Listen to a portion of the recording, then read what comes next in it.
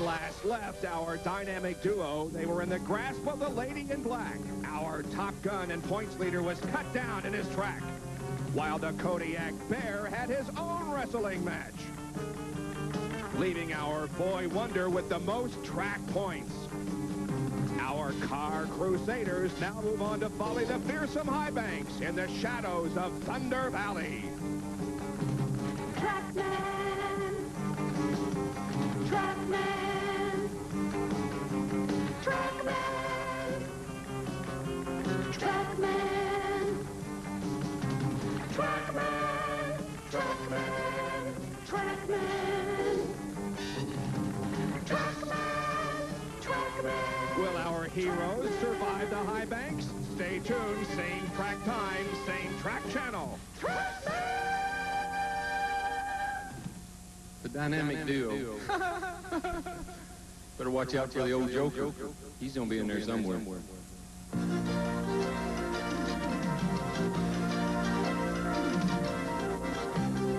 ESPN, celebrating its 10th year as the world's leader in motorsports coverage, presents Speed World. Today, live from Bristol International Raceway in Tennessee, the Valleydale 500. It's a much nicer day than yesterday, although it is still cloudy and cool. There is no rain in the northeastern hills of Tennessee. Good afternoon, everybody. I'm Bob Jenkins, and welcome to the Valleydale 500. A lot of unknowns as we enter this race. They have a complete new track paving job here that has caused a tremendous increase in speeds. It should be a very exciting afternoon. You saw last week at Darlington how things can change. When all was said and done, the old veteran Harry Gant had the win. And we also saw a change in Winston Cup points. Going into Darlington last weekend, Dale Earnhardt had the points lead with Alan KULWICKI in second position, followed by Darrell Waltrip, then Sterling Marlin, and Jeff Bodine. Now, after the Darlington race, there was a new leader in Winston Cup points. For the first time in his career, Alan KULWICKI has the lead, with Earnhardt second. Bodine moved up 2 places, Marlin stayed in 4th, and Rusty Wallace moved up to 5th position. So while there are a lot of unknowns as we enter this race, there is one known factor, and that is, for the second time in 3 races, the King Richard Petty will not be in the field. For more on that, let's go to our pit reporter for the afternoon, Dr. Jerry Punch. Bob, Richard Petty is not in the starting field today, and he was very philosophical about the comments on why he wouldn't be starting. He said, you know, you can't blame the good Lord for the weather. It rained all day yesterday. NASCAR tried to get the track dry as late as last night at 7 o'clock. It would not dry. The track was still wet from the misting here, so he did not get a chance to requalify. Richard, leaving last night, spoke to a couple of young fans, signing autographs as always he does, and he said, yes, I will be back. You know, Richard's had a lot of injuries over the years. He's given up a lot of bones and a lot of extremities in this sport, but I've never seen him more hurt than when he left last night. You can see it in his eyes. Richard Petty wants to be here in this field today, and I gotta believe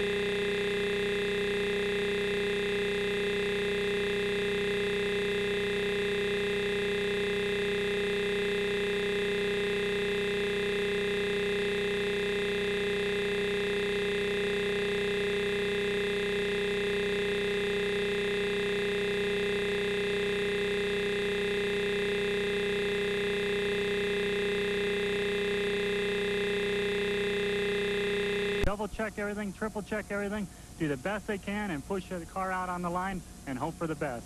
And tires could be a story again here today as far as wear is concerned.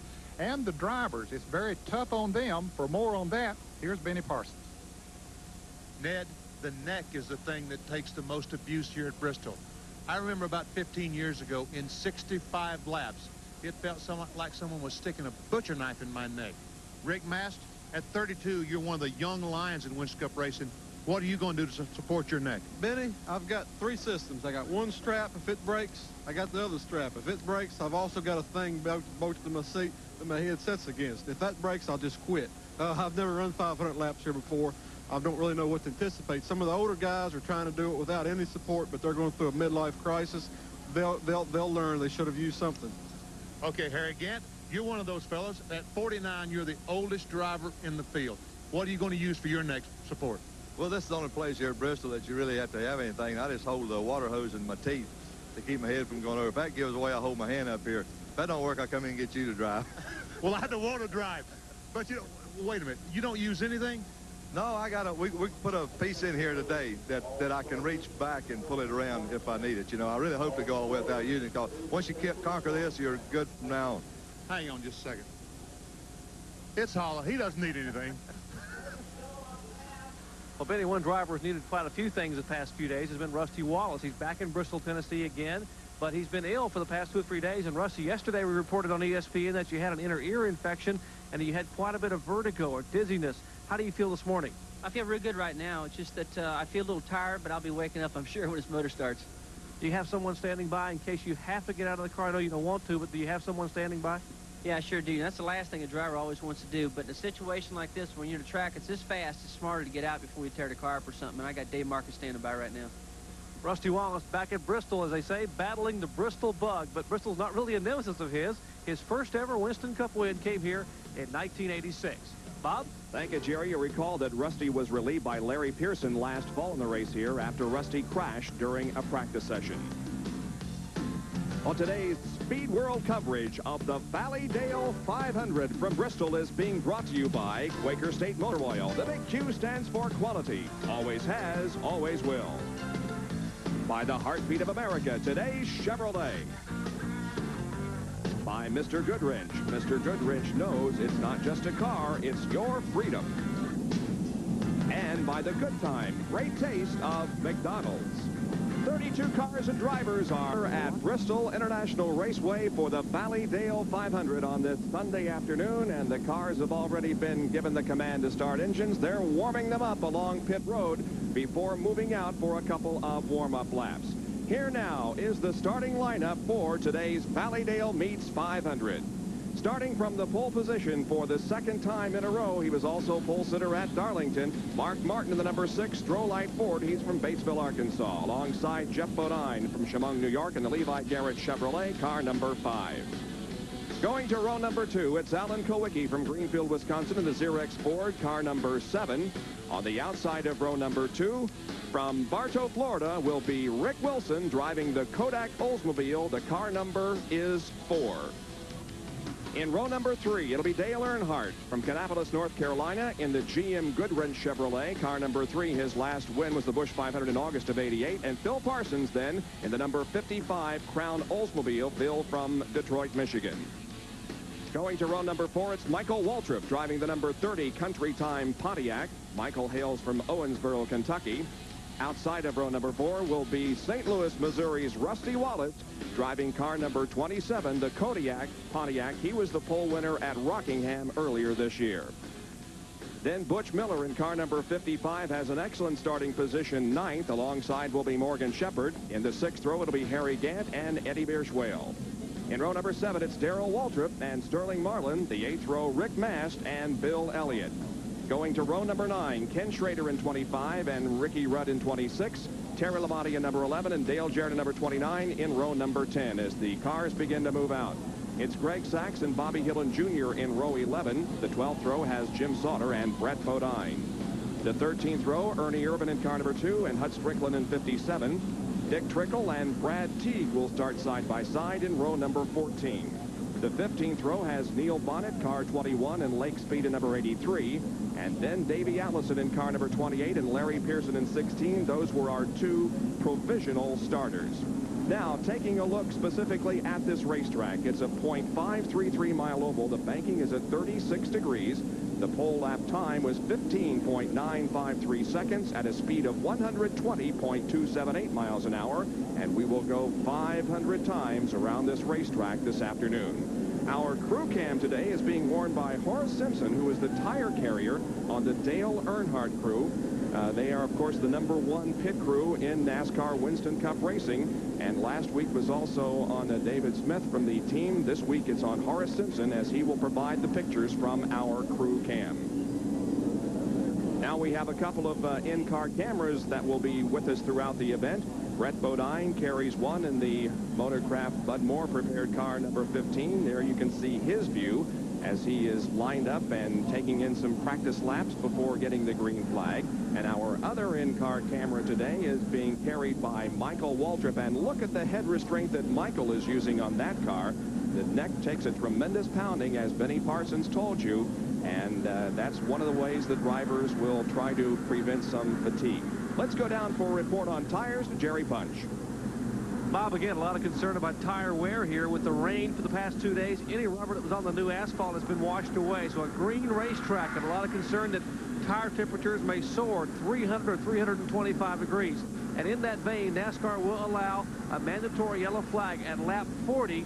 It will allow all the cars to come down pit road and change tires and take a look and see what the tire temperatures and tire wear is. Now, if there's a yellow flag around lap 10 or 15, then they will go back to green and run 40 consecutive green flag laps before bringing them back in for that mandatory yellow flag. There is hardly enough room in a very spacious area behind the pit wall for all those tires that the crews are going to be using. And we'll tell you that 19 of the starters will be going on Goodyears and 13 will be on Hoosiers. And those tires at $175 a piece, Bob, there's a lot of money laying on pit road down there, and they will use most of those tires, Gary. Boy, that's something else, the way these tires, they go through these tires these days. You know, as the cars are warming up their engines right now, they got to think about their oil temperature also, because the cars really haven't had much warm-up time in the garage area, sat out on the line. Now they really got to watch the temperature to make sure everything's up with this high-speed bank turn coming up right away. There you can see so far in the tire wars this year, Goodyear has 3 wins and Hoosier has 2 wins. A very cool day here. They had predicted sunshine. However, the cloudy skies are with us once again, and the temperature very, very cool, and there is a pretty good breeze also, so the thousands and thousands of spectators that have turned out here today may get a little uncomfortable during the race, but hopefully the race action will carry it. But it'll be comfortable for the driver, Bob. The fact that it is cooler, the cars will still get very hot inside as a result of the exhaust heat that comes up inside of the car. Ricky Rudd will be starting last in this race. Now, he had a crash yesterday in practice just after Rusty Wallace did, and he is going to his backup car. So the number 26 Quaker State car that is being driven by Ricky Rudd will start scratch on the field. So he has even more of an unknown than the other drivers in the field, because this car has not been on the racetrack under competition. All right, here comes the pace car down off the banking in turn number 3, and we're racing on what essentially is a brand new racetrack for these competitors, Bristol International Raceway, and a complete new paving job. The track record broken by 3 miles an hour by Mark Martin. The green flag is out. Here we go.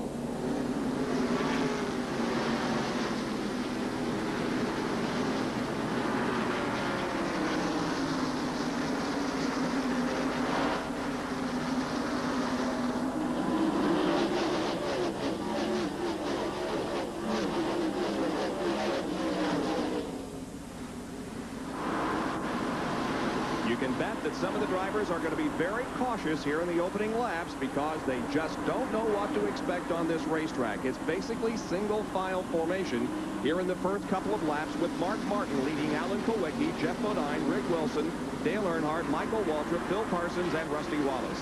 One driver that has gotten out of line back in the field is Eddie Beerswald, and Bill Elliott about to pass him now. Dale Jarrett comes up on the inside of him.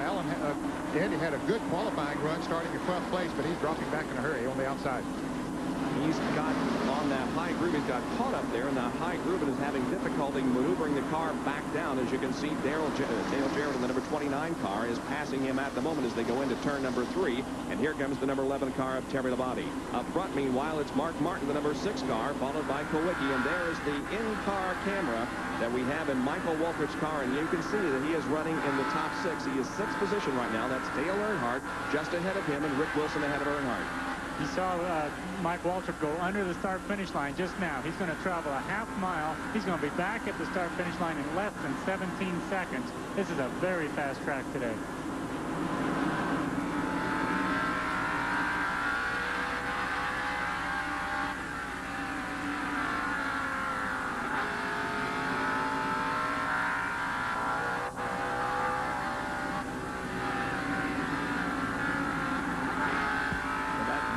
That we talked about earlier that Michael Waltrip has in his car. You will see his head move to that side of the race car. Maybe not so much at the moment, but certainly when the race settles down a bit and he begins to tire, he'll certainly make use of that head brace. Yeah, he'll sort of lean his head over against it as his neck begins to get tired, probably after a couple hundred laps.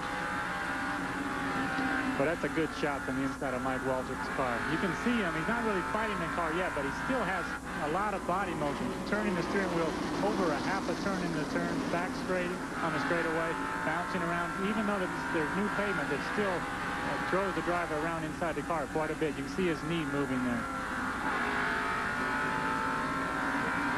The number 83 car, we understand, maybe black flag. That's Lake Speed in car number 83. He has been black flagged, and he is pitting, coming in for the mandatory stop. His pit's located on the back stretch. There are several here in the front stretch, but Lake Speed and others are pitted on the back stretch. Looks like they're checking the left side of that car. Well, they're looking underneath it, Bob. Apparently, there was a report that there was some grease or oil coming from it, and sometimes that, especially on short tracks, will be coming from the rear gearing, and that's what they're checking for right now. Still single file formation for the most part. We have not seen a whole lot of passing here in the first 11 laps. It is still the pole sitter, Mark Martin, in car number 6, showing the way. Following him is Alan KULWICKI, then Jeff Bodine, and Rick Wilson. Harry Gant in car number 33. There you can see him coming off of that win at Darlington just last weekend. Ahead of Harry in the number 51 car is Butch Miller, as Rick Wilson there, the yellow number 4, is about to make a move on the third place, Jeff Bodine. They come through corner number 4. They're side by side. They touch coming off the corner. Who's going to win the race to turn number 1? Jeff Bodine hanging on to that third spot, but nope, here comes Rick Wilson to take it over. And Dale Earnhardt in the black number 3 now looks for an opportunity to pass Jeff Bodine. And all of this from Michael Waltrip's perspective. Well, he's got a good seat there watching those two cars, but Earnhardt could not make the move. Earnhardt's car wiggling a little bit. Of course, again, that's not that unusual on the short track, but he'll try to measure Jeff Bodine there in a few laps and see if he can make the same move Rick Wilson did. You can see the back of Dale's car. As it goes in the turn, it sticks out a little. It's loose going in right there. See it jump out? The car's a little loose going into the corner for Dale. That's why he couldn't quite get under Jeff when he drives. Dale Earnhardt running in 6th position, and Michael Waltrip in the country time car is in 6th spot. 16 laps have been completed now, and it's been all green so far as the drivers are being very cautious at the moment on the new pavement. There is the leader, Mark Martin, followed by Alan KULWICKI and Rick Wilson. So we'll take a look at the top way in Tennessee for the Dow Valleydale 500 Winston Cup race. It is still Mark Martin in car number 6 leading the race, with Alan KULWICKI running second, and then Rick Wilson, who took over 3rd position a few laps ago from Jeff Bodine. Now let's go to Jerry Punch, who has a story on the Rick Wilson run. Well, no surprise at all. Rick Wilson is running as well. Spin, and Earnhardt is spin. No surprise at all. Rick Wilson running this well here. He's the man who's had more laps on this new asphalt than anybody else. He did their tire testing here for Hoosier. He came here twice, primarily because their shop is only about 15 miles away down the road here in Abington, Virginia. So Rick Wilson has a lot of experience on this new asphalt. Just showing up here. Also, the Hoosier tires working well for Rick Wilson, as Wilson has Hoosier and as does Jeff Bodine. The front two cars of Martin and KULWICKI are both on Goodyear. Well, there was a near spin, Jerry, going out of in turn number 1. Look how high Dale Earnhardt rather gets up on the racetrack and nearly loses it, but does a nice job of saving it. Yes, he does do a nice job, and Gary Nelson pointed out that the car is a little bit loose going into the turn. I think he went in there just a little too hard, and the back end went around. Bob, we saw Lake Speed come into the pits a little while ago before our caution, and they learned that they had a power steering line that came loose. They tightened it up, and he's back in the race, but he lost 7 laps. There's Rick Wilson in 3rd position. Rick Wilson won the pole position for the Busch Grand National race that was scheduled for yesterday, but rained out. It was originally rescheduled for 10 o'clock, then 11 o'clock tomorrow morning. Now it's been rescheduled to 1 o'clock tomorrow afternoon for those of you who would like to come out to Bristol and watch that Busch Grand National race. Now we go back into the pack and find some action here involving Dale Earnhardt, Rusty Wallace, the number 75 car driven by Morgan Shepherd, the 94 car of Sterling Marlin also there, and Marlin tries to take over the position going into turn number 3, and he does it. And here comes Harry Gant right behind him, trying to take over the position from the 75 car driven by Morgan Shepherd. Well, it looks like a lot of the cars are having that loose problem. The back end just isn't sticking as good as they would like it to in the turns. You can see Neil Bonnet's car. You see some sparks coming out from under it as it drags through the turn. Rusty Wallace just lost the position to the Sterling Marlin car, so Rusty is not having a real good run here in the early going. Of course, his inner ear infection yesterday causing some problems, and you heard him tell Jerry Punch earlier that he hopes he can go the distance. Now we're following the number 33 car, Harry Gant, as he tries to pull off 2 victories in a row. And look at Sterling Marlin there in number 94 as he is continuing to move up through the field, now passing Dale Earnhardt on the high side of the racetrack in turn 3. Yeah, well, he's running very good. The car is handling well. By Harry Gant. Once he did, he picked those other cars off in a hurry. Yeah, that outside group, that's no man's land in the early stages of the race here, but Sterling Marlin sure made it work for him. There's Harry Gant closing in on Morgan Shepherd. And our dynamic duo that we talked about in the open of the show, Dale Earnhardt and Rusty Wallace, are running nose to tail out there, while the action in back of them involves Morgan Shepherd and Harry Gant and Rick Mast, who is moving up in the number 66 car. The lead continues to be held by Mark Martin as he begins to lap now some of the slower traffic. Oh, Mark gets very loose up in turn number 4 as he was trying to position himself to put a lap on the 57 car of Hut Strickland. Now he and Hut touch as they go into turn number 1, and Strickland is not really willing to give up that position and be lapped. So Mark Martin having difficulty getting around him and nearly spun up in turn 4 the last time. That mandatory pit stop, or the caution flag, is coming up before too long in about 5 laps, and certainly everyone wants to stay in the lead lap if they possibly can. So while we wait for that mandatory caution period, we'll take another break. Oh, we have a car in turn number 4. It's Ken Schrader who has pounded the wall in turn number 4. He gets the car completely off the racetrack down to the apron. Our first caution of the day comes out, however, and it comes out just before the mandatory caution, so there will be no mandatory caution for tire checks. That will occur right now as Ken Schrader has damaged severely the right front of that race car. His car was very loose, Bob. He was going backwards, really. He started in 17th position, but had dropped back to 24th position and was having a hard time holding the car in the turns, and you can see the damage as a result of the spin getting into the wall. And here comes nearly everybody in for a tire check here on the front stretch. Dale Earnhardt pulling into position, so is Rusty Wallace, and our crew cam now goes to work. Horace Simpson carrying it. He's the tire carrier for the Earnhardt team. You can see him doing his job on the right side of the car and then coming back over the wall. Well, you know, that almost looked like speeded up action the way Horace was running, but that was real time. You can see the assistance that he lends to those who change the tires, getting the used ones on the other side of the wall. Kirk Shelmerdine stumbling there as he tried to get back across the wall. This Dale move back out onto the racetrack.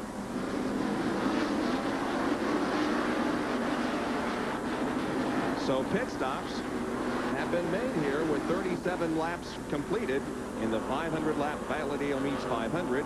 And Alan Kulwicki will have the lead of the race as he was able to get out in front of Mark Martin.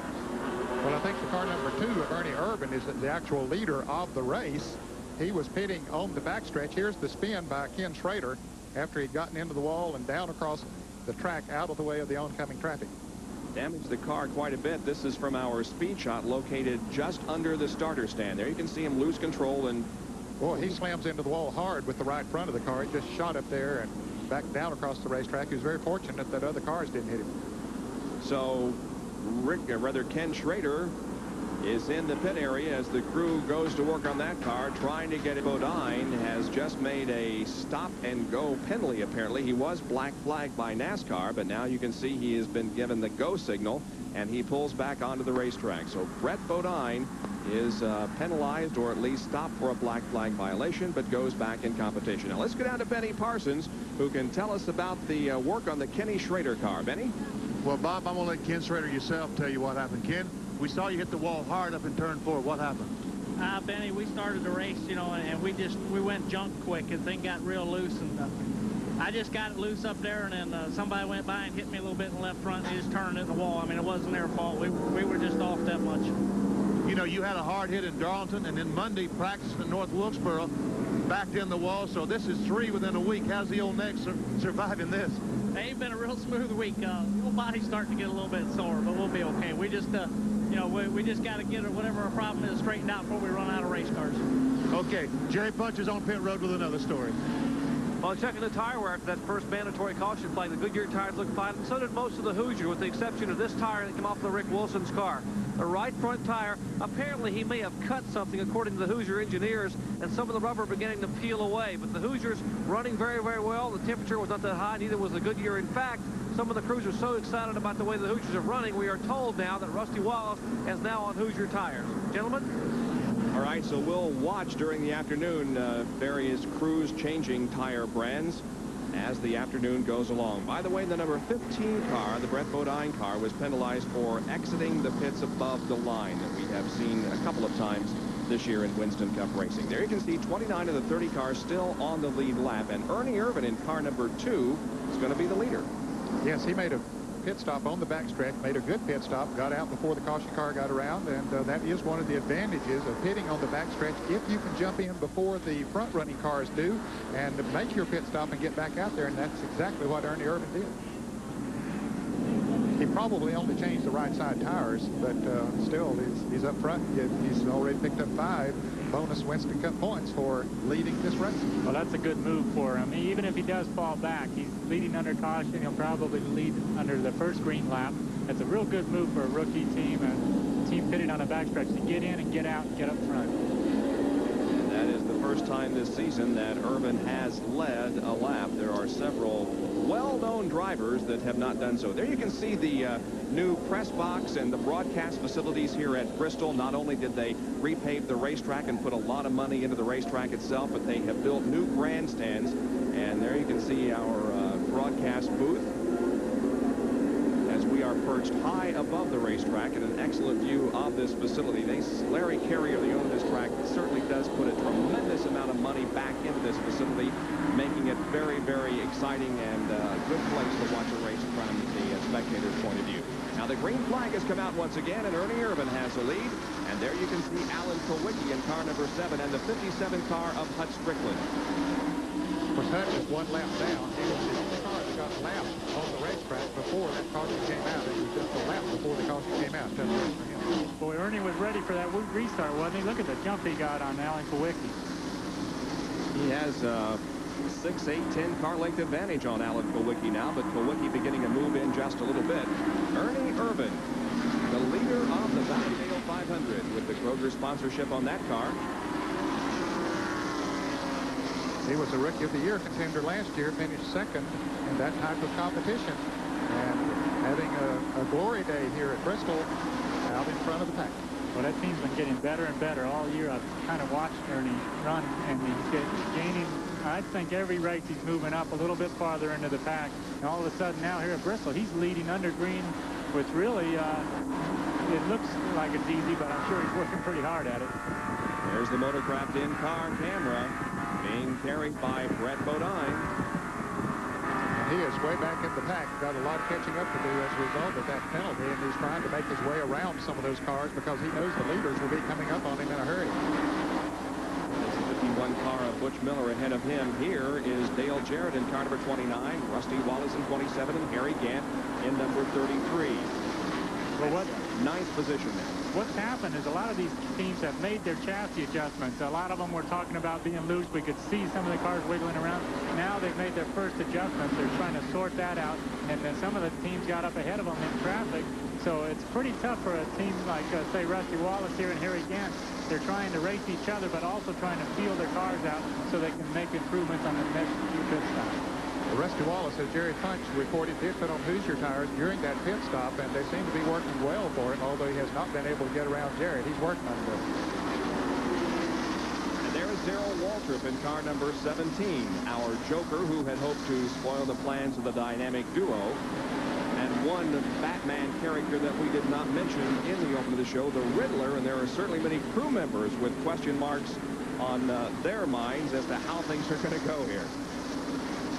Here's Rusty Wallace now making the move on Dale Jarrett coming off of corner number 4, but Rusty having a tough time taking away the position. They're side by side into turn 1, and now Rusty takes away the spot, and here comes Harry Gant right behind at number 33. Now the Dale's caught on the outside. They're going to go by him like a freight train. Here comes Darrell Waltrip. He'll make the pass as well. Now Rusty has moved into 9th position. Harry Gant 10th, and now into 11th is Darrell Waltrip as Dale Jarrett slides back to 12th. The number 94 car of Sterling Marlin also right there in the hunt. Sterling appeared to be one of the fastest cars on the track before that caution because he was coming up through the field, picking them off one at a time. So he wants to try to do that again and get up towards the front. Darrell Waltrip in car number 17 has more wins among active drivers than anyone else in the field. He has won 10 out of 29 races at this facility. Not a bad average. As a matter of fact, he and Dale Earnhardt are the only two that have won more than one race here at Bristol. And at one point, he had 7 wins in a row in this race. And there is Jeff Bodine like a shot out of a cannon in turn number 4 as he takes over 3rd position from Mark Martin. So we still have Ernie Irvin leading. 2nd place is Alex KULWICKI, and then Jeff Bodine and Mark Martin 4th. Boy, this is one thing I've never seen before. The first 7 cars. We have a crash exiting turn number 2. Butch Miller, Larry Pearson, and Eddie Bierschwale are involved. I don't believe there's going to be any serious damage. As a matter of fact, Bierschwale and Larry Pearson moving now. Also, Butch Miller is moving. So everybody is going to keep going, but a spin and a crash out of turn number 2. And here's a race to the caution flag, and Ernie Irvin maintains the lead.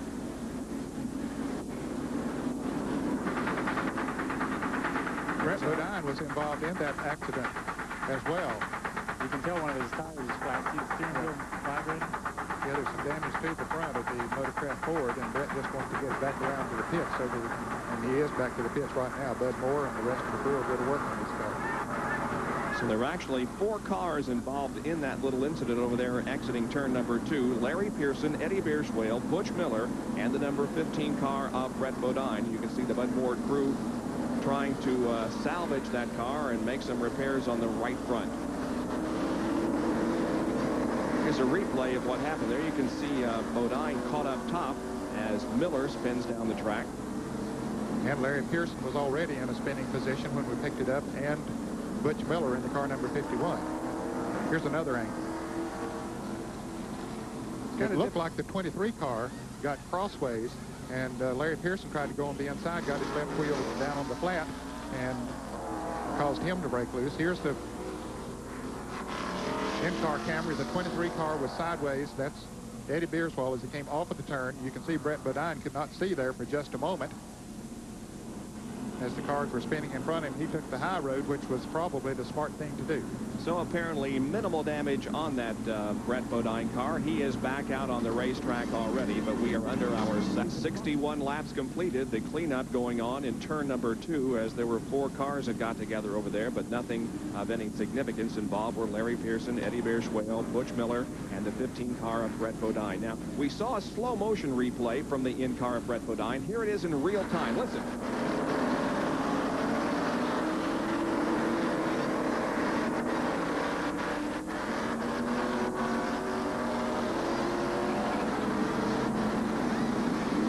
Just a little bit of damage on the right front of the car, and he flattened a tire, but Brett Bodine still in the race. Let's go down to Benny Parsons with Bob Johnson. Bob, I'm with the crew chief on Ernie Irvin's Kroger Pontiac. Where did you guys come from? We didn't have a lot of practice here this week because of the rain and stuff. We just, you know, from past experience, would have run here and stuff, and the car we wrecked at Richmond real bad 2 weeks ago, and we're just happy with the thing the way it's been going. We can hang on here all day. I'll be really pleased. I'm telling you what, you're leading the race, and the big guns can't make a run at you right now, can they? Yeah, if we hold our own here, we'll be really pleased. It's been going good, and we'll just see what happens. The 15 cars in the pit right in front of us, they've been adjusting the tow out, trying to get that car back in shape. Jerry Punch is on the other side of pit road. One other car involved with 51 of Butch Miller, Benny. You know, it's interesting. I talked to Butch before the race began. He bought this car for $400 last year from Kenny Bernstein. It's the car that Ricky Rudd had driven in the Winston, the All-Star race. and the car had been wrecked, and there was nothing left of it. No one wanted to fix it. He said, let me buy it. And Bernstein sold it to him for $400. They rebuilt the car, put Chevrolet sheet metal on it. It was a Buick last year. They took the car to Richmond, qualified 10th up there. Were running second at Richmond when the oil line came off. They qualified 9th here, so an impressive young run for, of course, the car number 51. And Brett Bodine's car getting involved in that crash over there, so a couple of contenders early on having some heavy damage here. Still doing some work on the right front corner of the Motorcraft board. There's Brett Bodine now going back onto the racetrack. It's also interesting that a good friend of Butch Miller's, the number 51 driver, as he comes in for another stop. A good friend of his, James Finch, called up and said, if you make the top 10 in qualifying sway, the green came out on lap number 65. And the number 2 car of Ernie Irvin is the leader of the race. The 57 car of Hutch Strickler is a lap car. And Ernie's been having a heck of a time getting around him. Now he uses the high side in turns 3 and 4. And looks like Ernie's going to finally lap the 57 car. Well, the car of Hutch Strickler, car number 57, KULWICKI was really got loose there, but anyway, he did get back out in front, was back in the lead lap for a moment, but now he's a lap down here. And here comes Jeff Bodine in the number 5 car off the 4th corner. So it's KULWICKI running second, then Jeff Bodine, Mark Martin, Dale Earnhardt, and Rick Wilson as everybody tries to pass the 57 car of Hutch Strickland.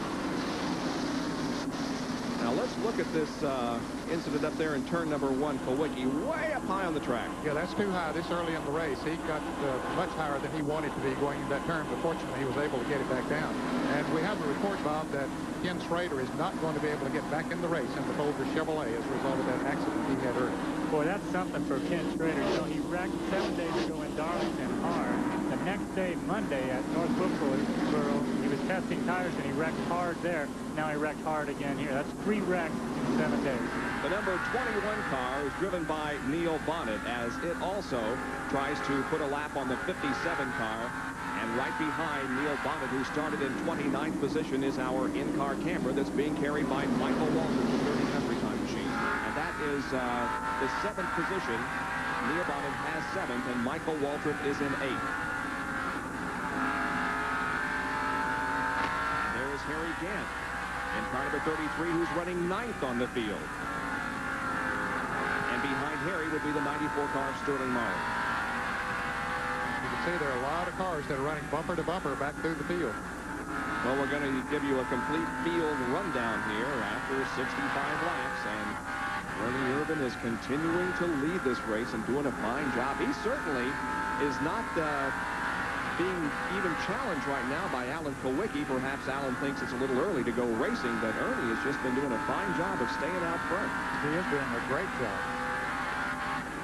You would think that after those that were running up front before that caution, when he made his pit stop and got out first, that they would have been able to pass him pretty quickly, but not the case. That car is really working. He's doing a great job of driving it. Now we're watching Davey Allison. There's the 88 car driven by Greg Sack, who is alongside Hutch Strickland in car 57. Larry Pearson is also there in 16, and the number 55 of Bill Parsons.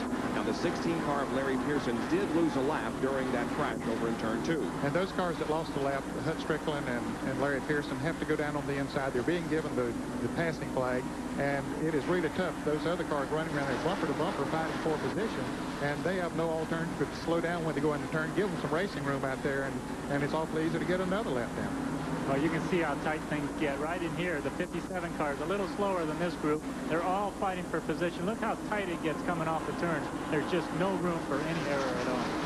And when you combine that with the fact that we do indeed have a new racetrack, and not only a new racetrack, but there has been virtually no rubber put down on it because of the rain that we have had here, and there's essentially one groove, at least in turns 1 and 2. There's a little bit more room in 3 and 4, but as the race goes on and as rubber is being laid down in the corners, it will create more passing lanes. Bill Elliott, car number 9, is following Dick Trickle in car number 84, and Brett Bodine there also in number 15. Yeah, he was the winner, you know, here a year ago, and now he's running in the 19th position. It makes you wonder. That car on the wall in turn 3 is Butch Miller as his second incident of the day. He pulls down off the banking and heads for his pit, which is not too far from where he is right now. So Butch is going to be able to make it into the pits, or perhaps he's deciding just to pull it behind the wall. He's damaged that car pretty good. Yeah, he has quite a bit of damage to that car. And on the backstretch, as the pace car came out, Ernie Irvin was able to dive into the pits back there, so he should be able to get out first again if they make a good pit stop. Dale Jarrett stopping back there as well. And here is the Ernie Irvin car, the Kroger Pontiac.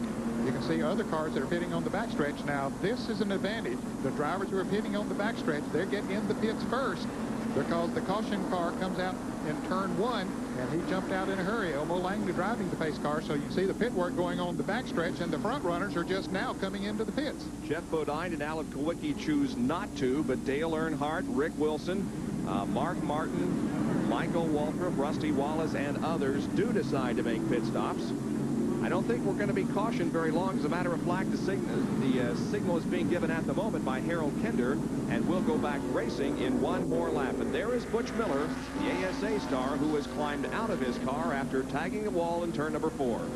Boy, a lot of these teams that pitted on the front stretch for 4 tires are going to have some catching up to do. There's still cars on pit road on the front stretch here in the pace car right now, halfway down the backstretch, ready to go green. These cars are just leaving the front stretch, so they're going to be starting dead last, really just catching the field at the green flag. Jeff Bodine, Alan KULWICKI, and Neil Bonnet chose not to make pit stops this time. Now the caution car comes off the racetrack again. Eddie Bierschwell and Larry Pearson are lined up on the inside as the field now comes to a green once again on lap number 84. Jeff Bodine, the leader. KULWICKI is second, then Neil Bonnet and Harry Gant.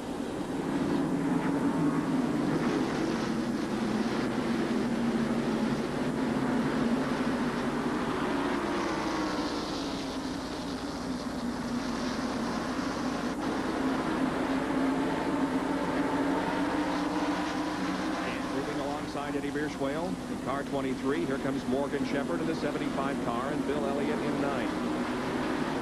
It's one of those tough decisions for the crew chief when the yellow comes out like 20 or 30 laps after you've just gotten tires on, like some of these cars. Some stayed out, some came in the pit. You never know when the next yellow is going to come out, if ever. And some of these cars are in the back in the traffic. They're in a more dangerous position with newer tires than, say, Jeff Bodine, who's up front, pretty much running by himself with older tires. We got some heavy traffic back where Dale Earnhardt. You see the 2 car coming into the picture. There's Greg Jackson, the blue car. And here's Dale Earnhardt down on the inside. Terry Labonte, who did make a pit stop on the outside of Earnhardt. And here is Rick Mast in car number 66. Some real heavy traffic here. Yeah, that's pretty much the group that got 4 tires. You know, Ernie Irvin got 4, Dale Earnhardt got 4, Mark Martin got 4 tires. They're all right in that group there. Racing, trying to pass the cars that didn't stop. Talking about rush hour on the LA freeway, nothing compared to this. Now here is Alan KULWICKI making a bid for the lead, and he brings Neil Bonnet right with him, and Jeff Bodine falls back to 3rd position. Alan KULWICKI now has the lead. Neil Bonnet is second, and Jeff Bodine, something must be wrong with that car. He's falling back. Yes, he is. He's wondering if he has a tire going down. The car slipped a little bit with him, and he has to be wondering, and he's really slowing down, so apparently he does have a tire going down. He chose not to pit during that caution by Butch Miller, and it's costing him. He is falling way back on the field. Here's the in-car action from Michael Waltrip. That's Dale Jarrett ahead. They are really in some heavy traffic. That's the same group that we saw Earnhardt in that crew ahead a moment ago. And Jeff Bodine coming into the pits now as Neil Bonnet has taken the lead. Neil Bonnet indeed has as Jeff Bodine comes in for a stop. Jerry Punch is there in the Bodine pit. Well, Jeff Bodine just radioed in and told Waddell Wilson, I've got a tire going down. They're checking the left side tires while they change the right side tires. They have changed the right front and the right rear. The left side apparently down. He loses the left, and apparently he did have a tire going down. Well, that's a tough break for Jeff Bodine, but it's early in the race, and if his car is fast enough, he can perhaps get that lap back sometime later.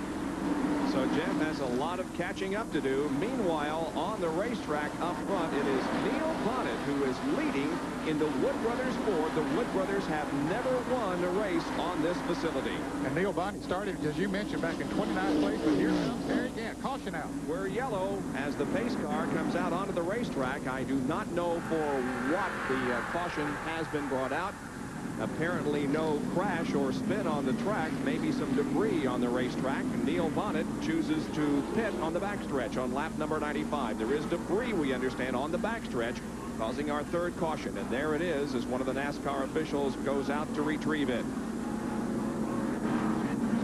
So Neil Bonnet, the leader, came in for a stop, and that's going to hand over the lead. Nope, here comes Harry Gant and others in Raceway. I'm Bob Jenkins, along with Ned Jarrett, Gary Nelson, Jerry Punch, and Benny Parsons. And for the first time in 1989, Bill Elliott is leading a lap. It is under caution, but Bill has the lead. Now let's go to Benny Parsons, who can tell us about some tire switching that's going on down there. Well, Bob, I'm in the pits with Steve Mill, the crew chief on the Mark Martin Stroh's Light 4 Thunderbird. Do you have switched tires? Yes, sir. We put the Hoosiers on. Look like a bunch of cars come from the rear to the front awful good on. So we're going to give them a shot here in the middle of the race, and we'll make a decision for the last 100 laps. Have you had any laps on the Hoosiers? Any green flag laps? Are they faster or what? Traffic was so bad where we couldn't really tell. We'll find out something here in a little bit. Jerry Punch, what's your story? Well, Alan KULWICKI is getting the black flag, Benny. Paul Andrews, the crew chief, we see talking to the NASCAR official. Apparently in the drivers' meeting, they did explain to the drivers that if you come out of the pits and get above that white line, you will be black flagged back in the pits for a stop-and-go penalty. So apparently KULWICKI came back on the racetrack and got above that line, and he will have to come down pit road for a quick stop-and-go. We'll go back to green. Alan KULWICKI is coming down pit road right now, so that'll mean he'll be at the back of the pack. He should stay in the lead lap. In fact, he has just stopped and he's gone again, but the leaders are coming off of turn 4.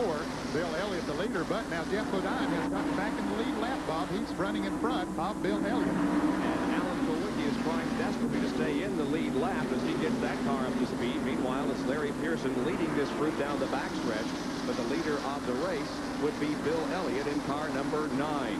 Larry Pearson, of course, had lost the lap in that accident spin on turn 2, so he's trying to stay in the lead lap as well. Brett Bodine in the same position.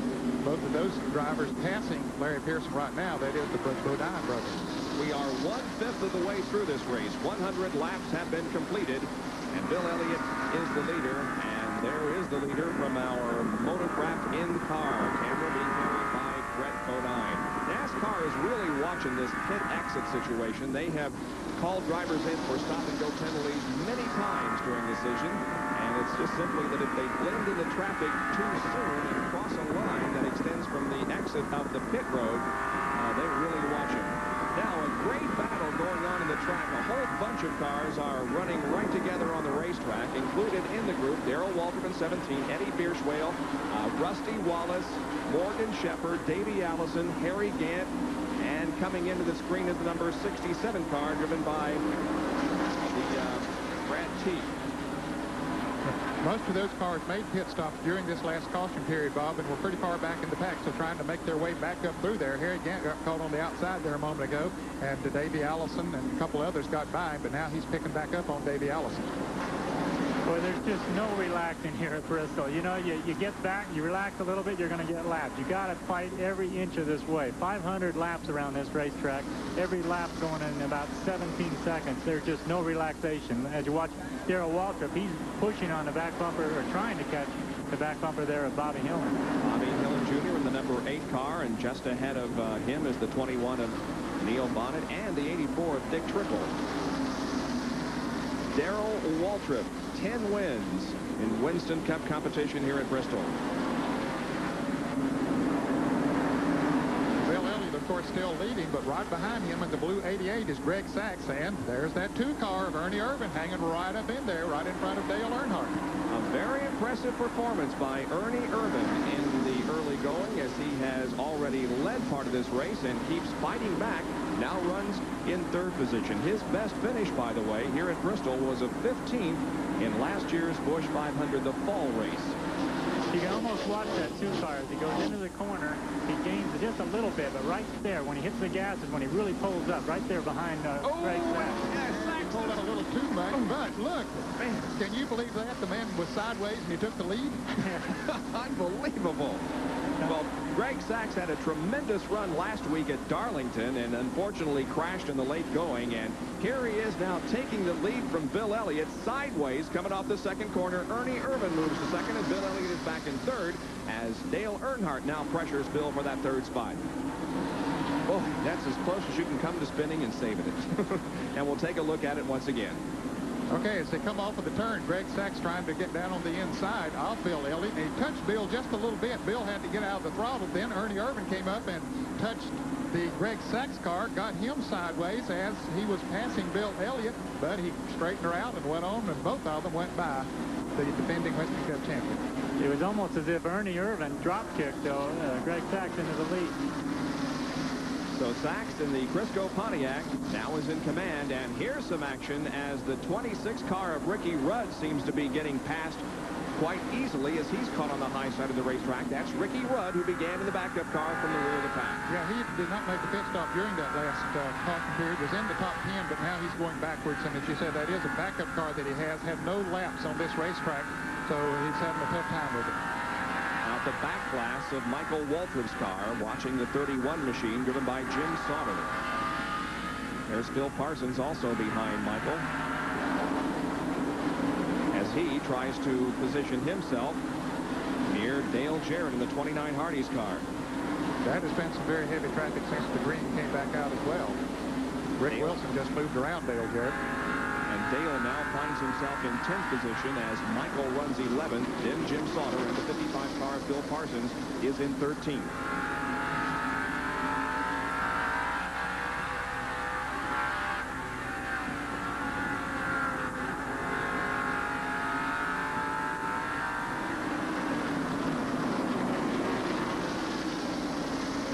You notice most of them, Bob, are still using that low groove. You mentioned earlier, as the race goes on and they have to do some passing, the groove will move up a little bit, but they're still staying fairly low on the racetrack at this point. And that is certainly not uncommon for new pavement. There's the 31 car of Jim Sauter that we're watching, trying to move alongside Michael Waltrip. And they are moving into turn number 1 again. That's Eddie Bierswale in the number 23 car that is being passed. Boy, there's been some good racing all through the pack, from the leaders all the way back to the guys that are trying to keep them getting laps. Everybody is really showing a lot of determination here today. Here's Sauter once again looking to the inside of Michael Waltrip, going into turn number 1. It looks like that Jim maybe has the faster car, and if he could get around Michael, would take off, but just cannot find it with the tight banking. Jim, of course, from Wisconsin, father of 11 children, driving the Bob Clark Motorsports car, and now I believe he has the measure of it. Yep, he pulls alongside and pulls ahead of Michael Waltrip in turn number 2, so the number 31 car of Jim Sauter goes to 11th position. The lead, meanwhile, held by Greg Sachs in the Crisco Pontiac, and the number 2 car of Ernie Irvin, the Kroger Pontiac, running in 1st and 2nd positions. And if you fans are wondering about Jeff Bodine, he has pulled away from these cars as they battle for the lead. He's a good straightaway ahead of them, so he's back in the lead lap after making that unscheduled pit stop for tires under a green flag condition. So Jeff Bodine is back in it here now. No threat of going a lap down. Ernie Irvin wants the lead. He's really working on Greg Sachs. A pair of Pontiacs there battling for the front position. When you get into a position like this, I would guess, Ned, when the car is working so well, as it is for Ernie Irvin, you just kind of say to yourself, I can't let this opportunity go to waste. I got to try to win this race now. Absolutely. You stay up there and go as good as you can. Dale Earnhardt has just moved around Bill Elliott for the 3rd position, and there's a big cheer goes up in the stands, and some cheers and some cheers, I guess you would say, because some were not too happy to see Bill Elliott get past.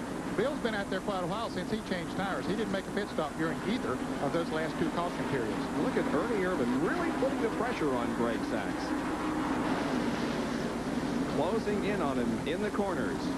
Well, we'll show you the top 10 now as our 5th caution flag of the afternoon on lap number 126. And this is the reason why we have been slowed down momentarily. It involved a spin up in turn number 4. Larry Pearson moving up on the outside of the Hut Strickland car number 57.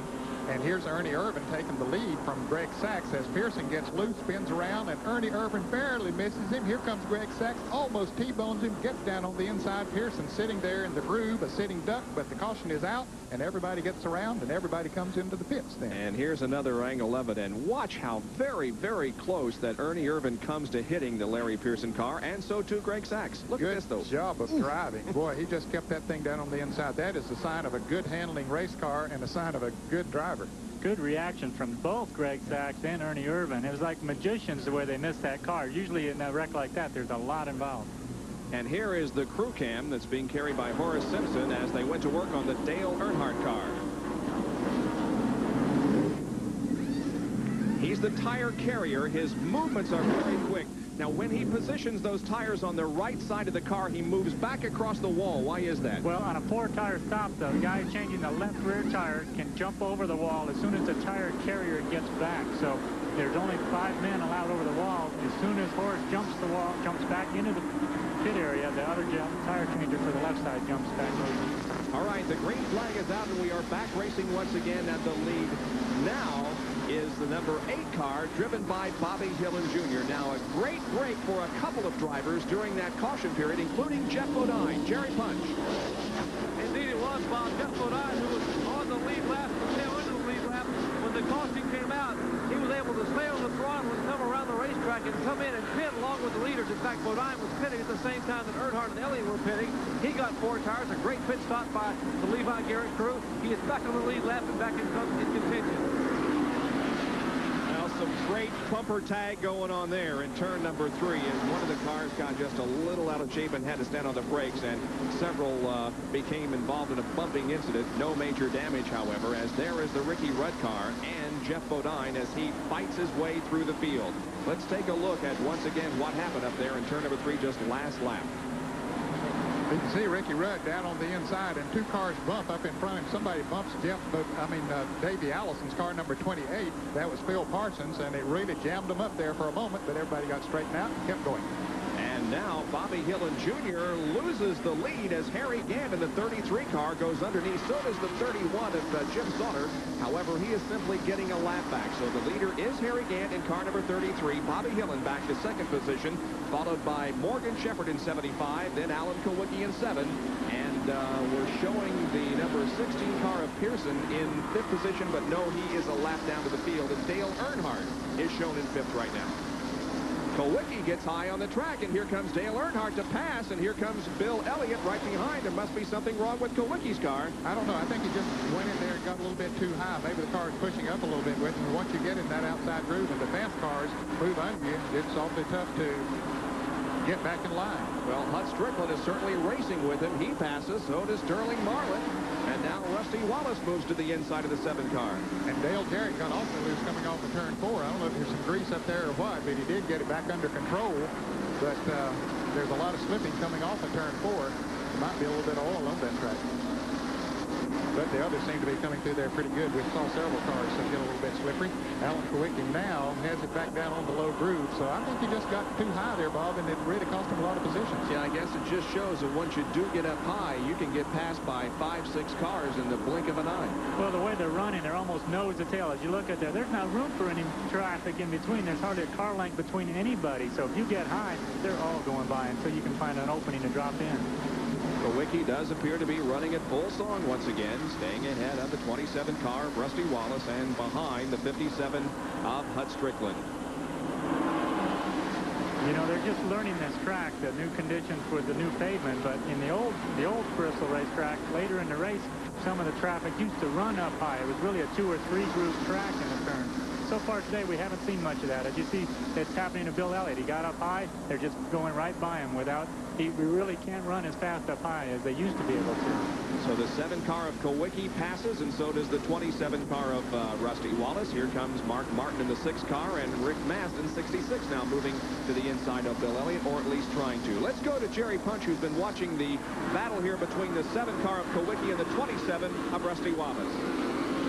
Well, we talked with Alan's crew chief, Paul Andrews, who told us that Alan apparently just got a little bit high in turn 1 and 2, as you fellas had talked in the tower.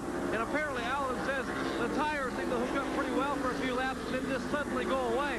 So you have to really back off, and you can't be quite as aggressive as you want to be. You have to use the bottom of the racetrack. You can't use the high groove because it's just too slippery up there. So that's what Alan Kulwicki is reporting right now.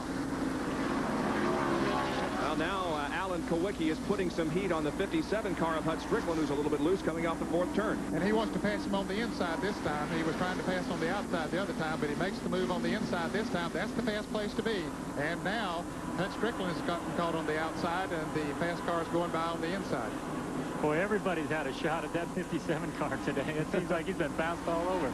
You know what? These tracks, I'm talking about Bristol and Talladega, are two totally different racetracks, but there's a similarity. If you get out of the draft at Talladega, you're sitting behind. If you get out of the groove, you get on the high side of the racetrack here, you lose positions. Yeah, that's what we're seeing. It's a different racetrack now. Hopefully the upper groove will start wearing in later on in the race, but right now it's a one groove track. You get out of line, just like that 57 car is doing there. He's lost about 6 spots in the last couple laps. There is Dick Trickle in car number 84, who is moving inside of Hut Strickland, and here comes Greg Sachs.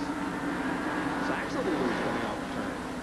Well, it's got to be frustrating for a guy like Greg Sachs, who had gone from the leader till now he's a half a lap down, but he's just in traffic. There's nowhere to go.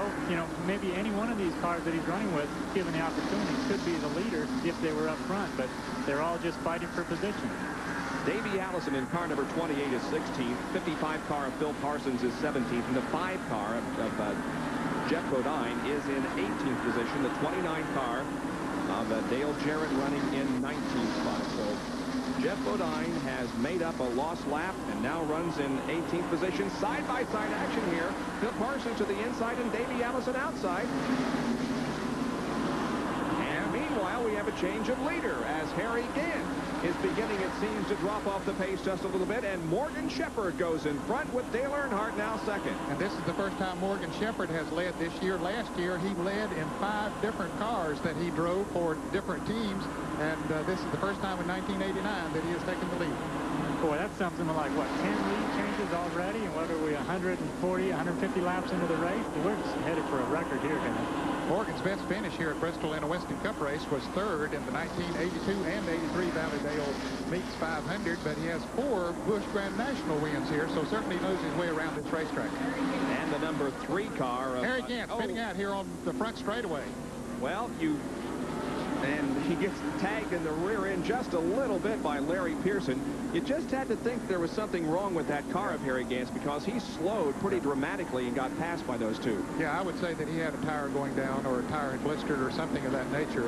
I would say it was a tire-related problem that caused him to eventually spin out. The cars have passed. Here's Morgan Shepherd in the Valvoline Pontiac in the pits, getting service. Of course, he was the first car to come down pit road. All of this happening on lap number 150. Let's go to Jerry Punch in the Earnhardt pit. Well, right side tires already on the good race Chevrolet, and the left side Hoosiers going back on Dale Earnhardt's car as he has put Hoosiers on during the last pit stop. Let's go up to Harry Gant's pit and Benny Parsons. Harry Gant, the Skull Bandit, blew a right rear tire as he was coming off turn 4. I heard the tire blow. He spun all the way down the front straightaway, and luckily no one hit him. He came in, they changed the right side. I'm sure he'll be back in the next lap to get left sides. Yeah, Benny, he was a lucky soul, this man coming off of turn 4 with the traffic coming down on him and not get hit. There's Sterling Marlin moving his Sunoco car into the pits for a tire change on the right side. And Alan KULWICKI is also in, and Jerry Punch is there. Well, the Xerox Ford now getting right side rubber, and Billy Ingles swings that jack around. He learned that up at Junior Johnson's shop where he used to work years ago. They will put left side tires on the Alan KULWICKI car. Now KULWICKI staying with the Goodyear tires. He is down and away. Sterling Marlin also is getting 4 tires. He is down and away, as is the Tide Chevrolet. Harry Gant's car back on pit road. He is down and away. Likewise, Davey Allison and the Tide Chevrolet. Michael Waltrip now getting down and off pit road. Michael comes out behind his brother. Well, actually, Bill Elliott got between the 2 Waltrip brothers. Let's go back to the pits and Benny Parsons. Ned Jarrett, I was talking to the Harry Gant crew when he blew the right rear tire. They said that it looked like that. I asked him why they were backing up a little bit, and he said the tires had about 50 laps on them, and they may be, in fact, going away. And it looks like that's the case. I've got to go check it out and see if the tire was cut, worn out, or what's happening. I'll get back with you. Well, we mentioned that tires could very well be a factor in this race, and it appears as if they will be. Here is a replay of Harry Gant's spin. He had dropped back to 3rd place, and you can see as the tire went down, he spun around just barely missing the wall. He spins it down on the inside. Here comes Sterling Marlin up on the outside, and Larry Pearson down on the inside, and Pearson gets his car stopped, just barely nudges him. Larry was afraid to make an evasive move because he probably would have spun out down on the flat part of that racetrack, so he did the right thing. Today at Bristol International Raceway in Tennessee for the Valleydale Meets 500, which is right now on lap number 155. Tires have indeed been a factor. Benny Parsons has more on pit road. Bob Jenkins, this is the right rear tire that came off Harry Gant's car. Andy Petrie, the crew chief, told me that they had a slow leak in the right rear, and they rode around on it going flat for so long that they finally blistered the tire and blew it. The interesting thing is, you see this tire here, this part of the tire is the inner liner. At Bristol, that is only required in the right front. But Leo Jackson, Andy Petrie, and Harry Gant decided, hey, we're going to put this thing in the right rear. And if it hadn't been there, he probably would have knocked the wall down. Good thinking on their part.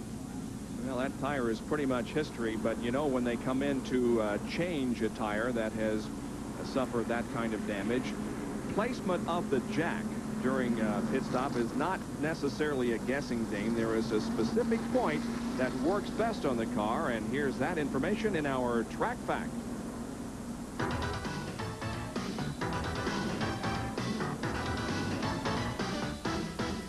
Track facts are brought to you by Quaker State Motor Oil. The big Q stands for quality. Always has, always will. We talk a lot about fast tire changing in Winston Cup racing, but one of the real keys to a fast tire change is a good, efficient jackman. Now, there's a lot of different things that the jackman does to make the pit stop go fast, but one of the key points is where he positions his jack along the side frame rail of the car so both tires will come off the ground equally. Since center of gravity is one of the tools the teams use to adjust the handling of the car, it's constantly changing. So therefore, after the last practice session, the jackman goes to the car and jacks it up to find the ideal location where both tires will come up at the same time. How does he remember that point? Simple. 200-mile-an-hour tape, stick a piece right there, and he'll have his position for the rest of the day. You can see that the point on this car is well behind the center between the two wheels, but this happens to be the exact point where both tires come off the ground at exactly the same time, possibly saving a stroke. Under caution, however, we did run about one lap under green, and during that time, Rusty Wallace experienced a problem. Here's with more on that story from Jerry Punch. Well, Rusty was leading when the green came back up, and the car veered across the racetrack, and he radioed in and said, I have a tire going down. Apparently, they think it's the left front tire here on the Kodiak Pontiac. So Barry Dodson and crew are having him on the pits now, changing all four tires. Rusty came down pit road, and while he was getting ready to change a tire, the yellow flag came out. He tried to beat the leaders back out of the pits, but apparently he didn't lose a lap. And with black flag for Nascar to come back in. Let's go up pit road to Benny Parsons. Benny? Thank you very much, Jerry Punch. I'm with Steve Mill, the crew chief on the Mark Martin Ford Thunderbird. And Steve, you had to make a pit stop. You had the pit board out when the caution flag dropped. What was the problem? Well, we had a flat right rear, and we got run over from behind because we run so slow, and a piece of our aluminum on the racetrack brought the caution out, so we had bad luck and good luck. We were real nervous about tearing up these Hoosiers. We didn't tear one up. We had a flat tire, so we've adjusted the car a little bit to tighten it up. We think we'll be okay, but we're real nervous about the traffic here. There's some heavy damage to the rear of the car. Do you think it hurt anything? No, it hurt the underbody a little bit. But a little short racetrack like this, you could blow the whole body off and not slow you down a lot. Thanks, Steve. Back to you, Bob. All right, thanks, Benny. Now let's go back and take a look at Rusty experiencing this tire problem and how he lost many, many positions. Yeah, he was down on the inside of the racetrack, and there's Mark Martin behind him. Mark has a tire going down, too, so he can't get up. All those fast cars passing up on the outside. So both of them really losing a lot of positions, and they go a full lap like that, Bob. And just about at this point, the yellow came out, and so Rusty did indeed come into the pit area, but while he was coming in, the yellow came out, and Rusty just stopped near his pit, as you will see right here, just came within a neighborhood of, and then they see the yellow flag, and they say, go back out on the racetrack, and he does, but still, Wallace loses a lap during that little incident. However, a couple of cars have made up laps, including the 31 of Jim Sauter and the 57 car driven by Hut Strickland, so those cars go back to the lead lap. And here is the green flag to resume racing at the 165 lap mark. And look who, once again, is leading this race. It is Ernie Irvin in car number 2. Now, the 16 car of Larry Pearson is not on the lead lap, but Ernie Irvin still looking very strong here with Rick Wilson running in second